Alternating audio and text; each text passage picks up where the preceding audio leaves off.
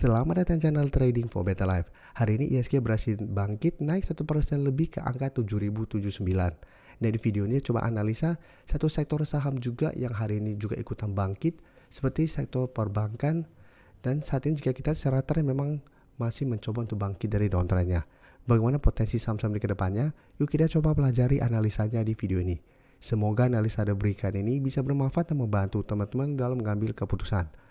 Untuk teman-teman belum subscribe channel ini, bisa tekan tombol subscribe agar tidak ketinggalan informasi dan analisa saham terbaru akan diupload setiap harinya. Di video ini saya coba analisa saham-saham di sektor properti yang hari ini juga terpantau naik lumayan tinggi seperti sektor perbankan setelah keluar pemberitaan suku bunga Bank Indonesia diturunkan. Dan jika kita lihat secara teknikal, CTR memang saat ini masih bergerak downtrend.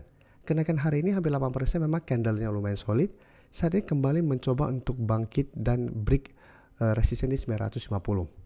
Dan jika kita perhatikan broker summary untuk CTRA dengan kenaikan tinggi hari ini, bisa kita lihat asing terpantau malah terus keluar sampai saat ini. Dan di broker summary pun kenaikan tinggi ini bukannya ada akumulasi besar, malah ini ada distribusi besar.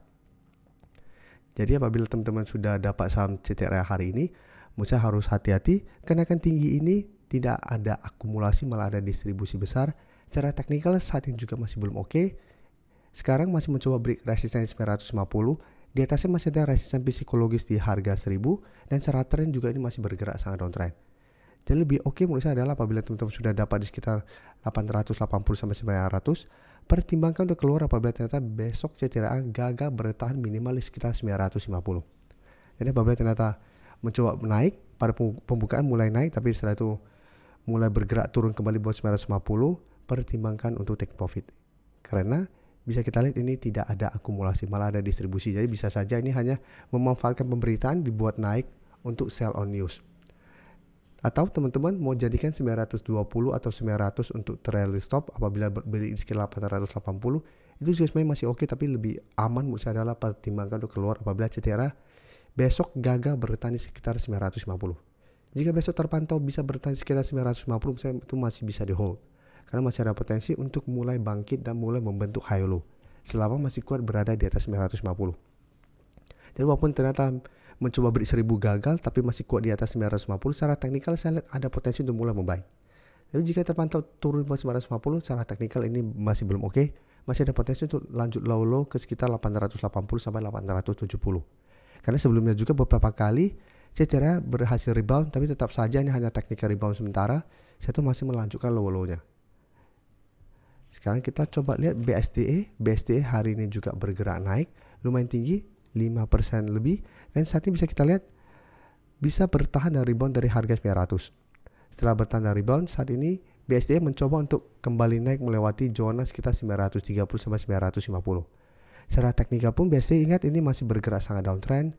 Selama belum berhasil naik di atas 950, ini belum ada tanda-tanda membentuk high low. Jadi masih beresiko walaupun hari ini naik 5%. Apalagi jika kita perhatikan di sini, asing juga hari ini masih keluar. Di broker sama juga ini terpantau masih ada distribusi dengan jumlah lumayan besar. Jadi CTRA di BSDE walaupun naik dengan candle lumayan solid, ini ternyata tidak ada akumulasi. Dan saat ini juga masih mencoba untuk break resisten terdekatnya. Jadi BSDE juga sama, apabila ternyata besok mencoba naik di atas 950 ternyata gagal, bisa pertimbangkan untuk take profit. Atau bisa hold dengan trail stop di 930. Selama BSD kuat di 930 itu memang masih bisa di hold karena masih berada di zona 930 sampai 950. Dan jika terpantau besok kembali turun di bawah 930, hati-hati secara teknikal masih ada potensi untuk kembali turun mengetes 900 sampai 880. Jadi lebih oke ada amankan profit apabila ternyata BSD tetap kesulitan untuk naik di atas 950. Itu akan lebih oke karena bisa saja ini hanya memanfaatkan pemberitaan untuk dibuat naik dan ternyata jualan di harga atas. Apalagi secara teknikal juga masih bergerak sangat downtrend. Selanjutnya P1 bisa kita lihat hari ini juga bergerak naik. Kemarin jika kita perhatikan P1 malah sempat naik lumayan tinggi di atas 420. Tapi penutupan kembali berada di sekitar 380. Jadi P1 jika kita perhatikan dalam satu minggu terakhirnya memang mulai sideways mencoba untuk bertahan di support 380. Tapi kenaikan hari ini 5% lebih membuat P1 saat ini berada tepat di 400 yang merupakan resisten yang beberapa kali menahan kenaikan dari saham P1. P1 menurut saya baru akan lebih oke apabila memang berhasil naik di atas 400. Jadi untuk P1 lebih oke adalah buy on breakout apabila memang berhasil break 400 dengan target swing jangka pendek di garis EMA 50 sampai 420. Dan P1 bisa di hold terus selama 400 tidak tembus. Tapi saat ini ingat P1 masih belum terkonfirmasi break. Dan untuk P1 juga sama jika kita perhatikan di sini, asing bukannya masuk akumulasi, hari ini masih distribusi dengan jumlah lumayan besar. Kenaikan 5% lebih ini juga ada distribusi besar. Jadi harus hati-hati apabila teman-teman yang hari ini beli saham properti di harga bawah dan masih hold saham ini.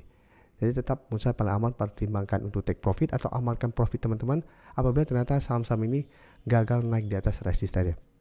Jadi untuk P1 apabila gagal break resisten 400, secara teknikal masih akan sideways. Jadi masih ada potensi kembali turun mengetes 380. Jadi sebelumnya juga bisa kita lihat beberapa kali mencoba naik di atas 400, P1 ternyata gagal dan dipaksa turun. Jadi ini memang masih bisa coba dipantau, tapi lebih oke adalah buy on breakout apabila memang berhasil break resistennya. Untuk SMRA bisa kita lihat secara teknikal juga saat ini sebenarnya masih bergerak downtrend.